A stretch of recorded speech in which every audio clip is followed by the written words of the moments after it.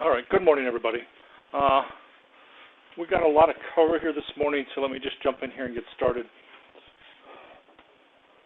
In terms of stuff we're going to be doing, you should, you guys are going to see something slightly different than me because this is my own laptop instead of a lab machine. You should have a folder on your desktop that says Files. That's your own personal file space. That's where you want to store your files. That's where you can retrieve them from any place on campus. If you have VPN, you can get them from off campus and all that sort of stuff. In addition, you should see a folder called Outboxes, which is where I store all the materials for this class, or for this part of the class, the stuff in the lab. And it looks like this, right? So you should be seeing something like that. And inside of that, Management 250, there's a folder for the Access part of the course. There's a folder for the Excel part of the course. And so we're doing Excel. And in here, there are several other folders that you want to deal with. Case problems. This is, at the end of each chapter, or tutorial as the book calls them, there's a series of 4 case problems. And we'll be using those a lot this semester.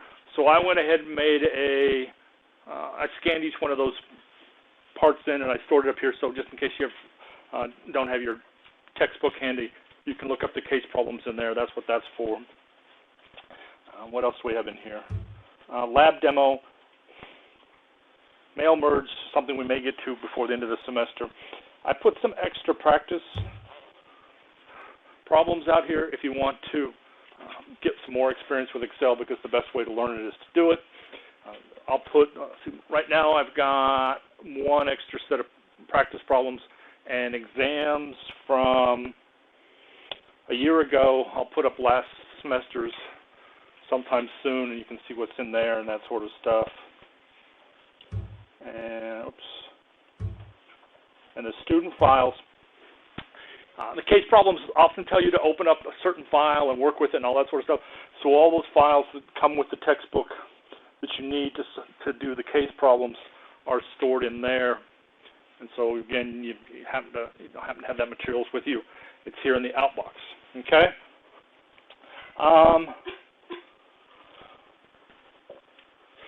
If you're off campus, if you just fire up your browser and go to boxes.gendoco.edu, you can get to that same place, and so you can get all those files that are in my outbox.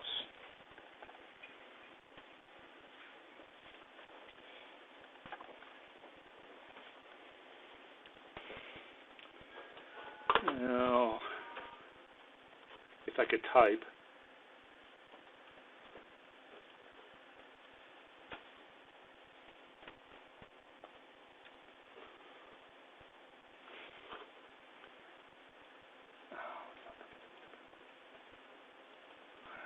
Let's try this one more time. There we go. Boxes.gendoco.edu. And then you have to log in with the same network user ID you use all the time.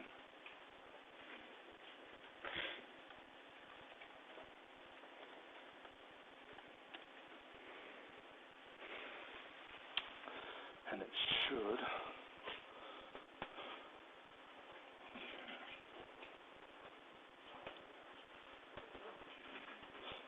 And then this looks pretty much like what you saw in that Outbox folder. You find business, and then you'd find me. This thing's running slower than molasses this morning. Come on. This works for any faculty member on campus, by the way, so you can also use this for your other courses. And so on and so forth, so you can get to that sort of stuff. All right. So and the last thing you need to know about files is, we'll get to the assignment here shortly, but when you're all done with it, you have to submit it this way. You go to My Courses, and again, yours will look different than mine. Let's see, this is 1, 2, 2.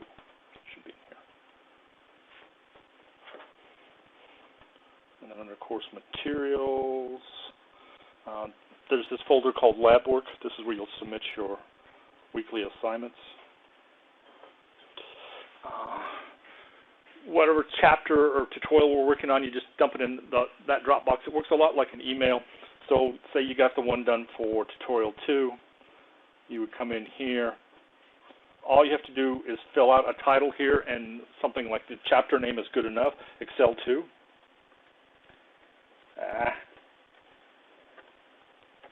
And you make an attachment. And I'll just pick some. Thought I would.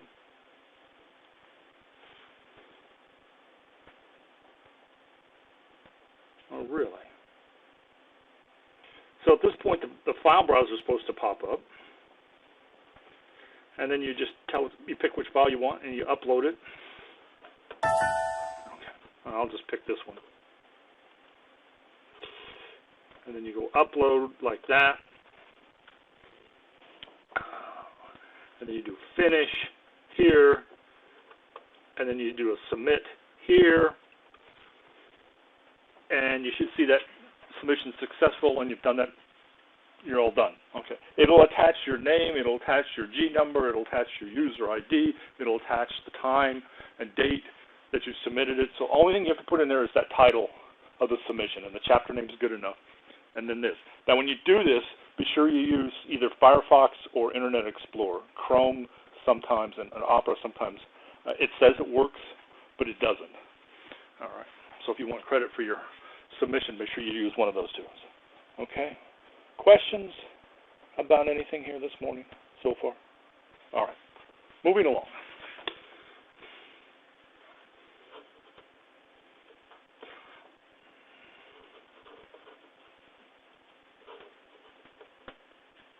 So in my outbox. So in this folder called Lab Demo, each week I'll put up a spreadsheet there that I'll be working out of. If you want to play along, if I do this, you can open it yourself. If you want to just step back and watch what I do, that's fine. However you want to do this. Anyway.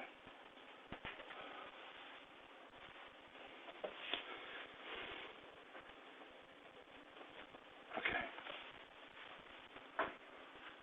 All right. So each week in this workbook, the first sheet in there will be called the checklist, and these are the things that you need to know. And so you can go back and use this and review this and say, do I know all these things? You know, I'm familiar with. We're going to learn a lot of different functions this semester because that makes your life so much easier in Excel. After today, you'll discover that they're not that hard to use once you've learned a couple of tricks, if you don't already know them. But each week I'll give you a list of ones that I think you should know what they do. No, not particularly all the details, because just, you know, like what does FV do, for example. We'll go through that one this morning quickly. Just remember, it calculates a future value. Okay. And then a set of things that I'll be covering, topics, things that you should need to know, is over there. And then finally the assignment over here. So for this week, well, it has to be turned in by next Friday before the beginning of lab. You have to do the tutorial 4 from the end, or case problem 4 from the end of tutorial 2, and the same for tutorial 3. Okay. You can submit it as many times as you like. If you forget to do something or you want to go back and change something, that's fine up until the deadline.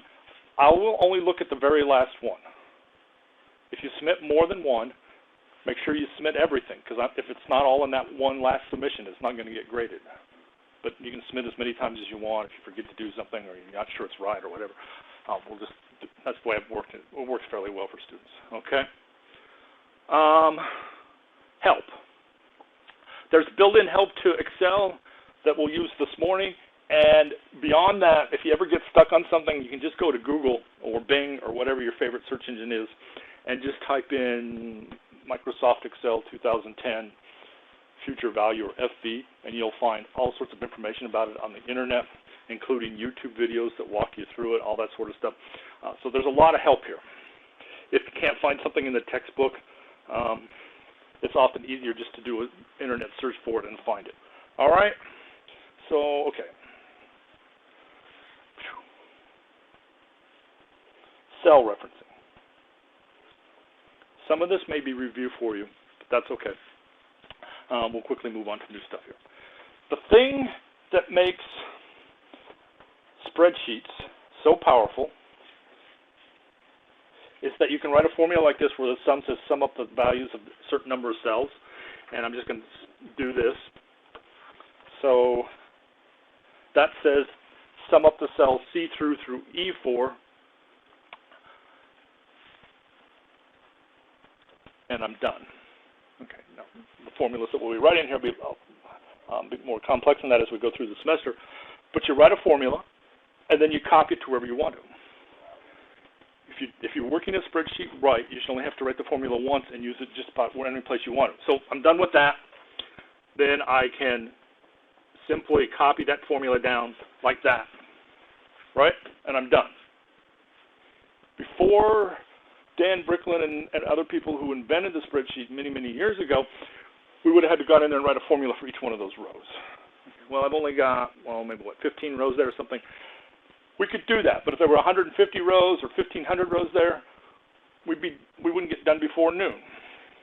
That's what makes a spreadsheet so powerful. We can do, interesting things like, now, okay, I want to insert a column here. I can do that. And it keeps the formulas. I can take columns out. I can do all that sort of stuff. I can move stuff around. It's a very flexible system. And these formulas work. So I only have to write it once, and then I don't have to think about it. It's a great thing because I can even do crazy stuff like this. I can grab that and then whoops, and move this like down there, and that's still the right number. Okay, that's why we like spreadsheets so much. Great. Now, however, there'll be times when we don't want to do that. This is called relative reference, by the way. See right here, it says C4 through E4. So 4 is the row coordinate, and the C is the column coordinate. So if I come down to here, it's no longer going to say C4 to E4. It's going to say C8 to E8. I moved down 4 rows, so it updated the row part of each one of those coordinates.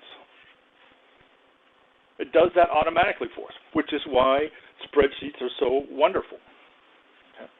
Now then, over here, I've got this amount, and I want to apply sales tax to it. Okay. Well, again, we'd start writing the formula we'd do something like this. Well, if you do it like this, you're going to run into problems. I could do that times 7%, right? And then I could just do this autofill trick down. Okay. Here's a trick you're going to want to use a lot this semester if you haven't seen this before. You select a cell or group of cells, and then notice here in the lower right-hand corner, there's a little box with, right there in the lower right-hand corner. That's called the grab handle.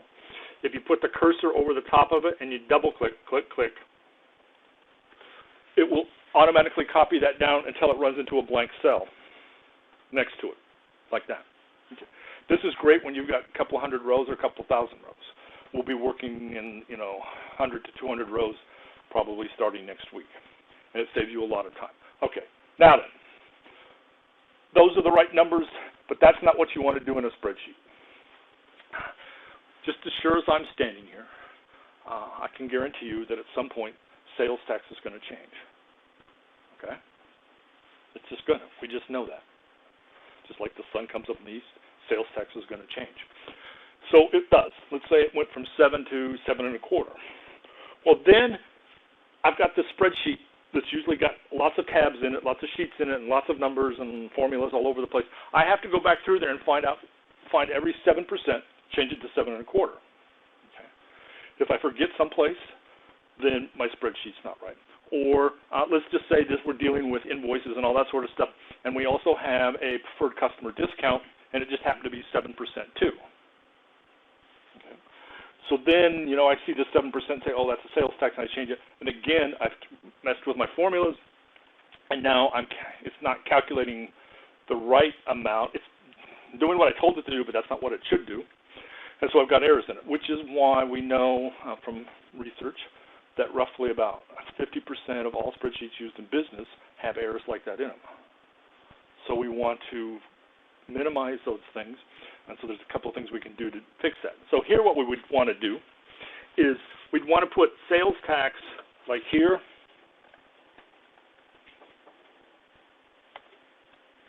maybe even give it a little label so we know what that 7% stands for, and then we want to refer back to that cell, okay? So we would rewrite the formula, something like, we'd try to rewrite it like this. We'd say this times that, okay? And that's the right amount of sales tax for that particular row. Okay. Now so then I said, well, I certainly don't want to write that formula over and over again, so I know this trick about copying. But when I try to copy it down, I get this crazy thing. And in fact, this guy here, this poor soul here, on a $450 order, he's getting charged roughly $6,100 in sales tax. I have an unhappy customer. And, and the reason this is happening is because it's doing what we told it to do. It updated the formula, right?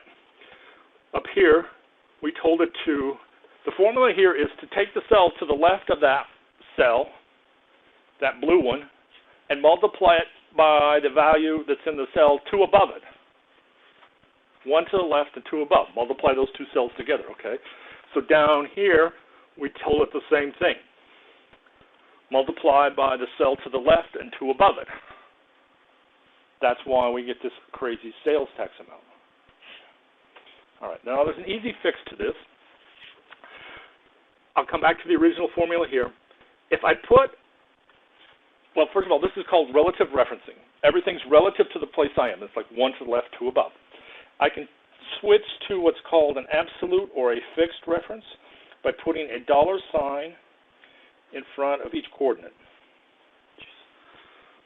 Okay. And now when I copy this formula down,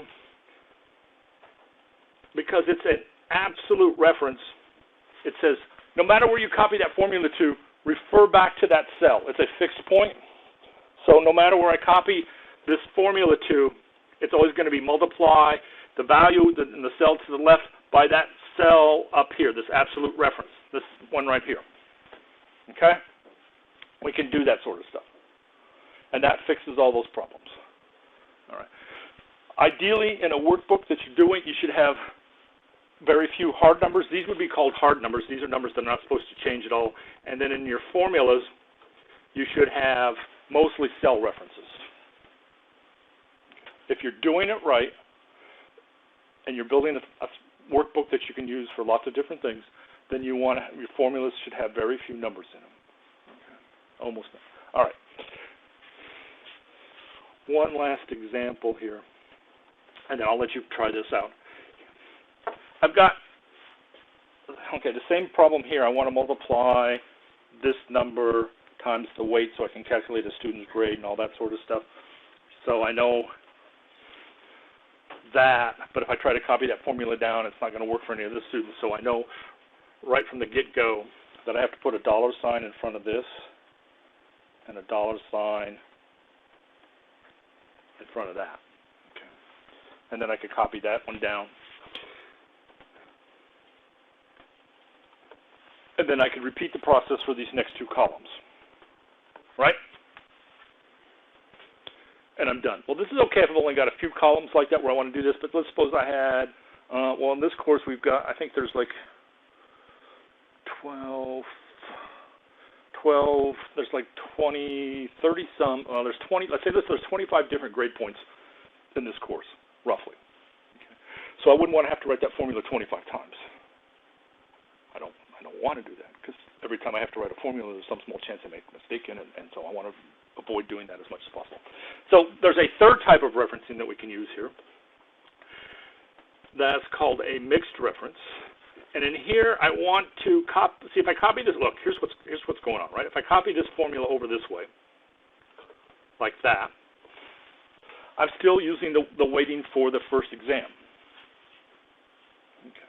So what I really would like it to do is to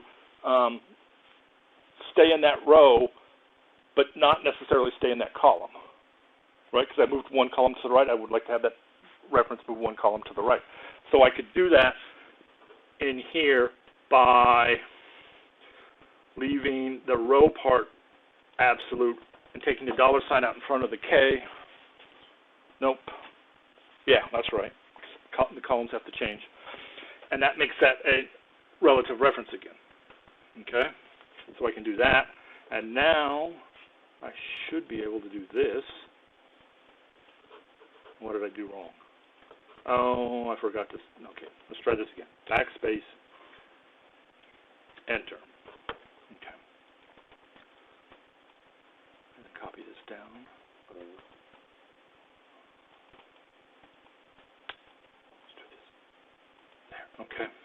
Now, when you do something like this, it's always a good idea to come down here someplace and just pick a cell, whatever, like that cell here.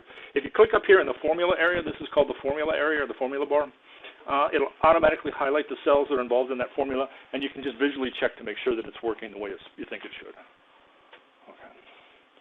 It's just it's a good thing to do. It'll only take you a couple of seconds, and it'll give you a lot of peace of mind that you're doing everything right, and and students don't come back to you later and complain. Okay? So questions about referencing here? All right, so here's what I want you to do. On the next tab over, P1, I want you to use, in this part here,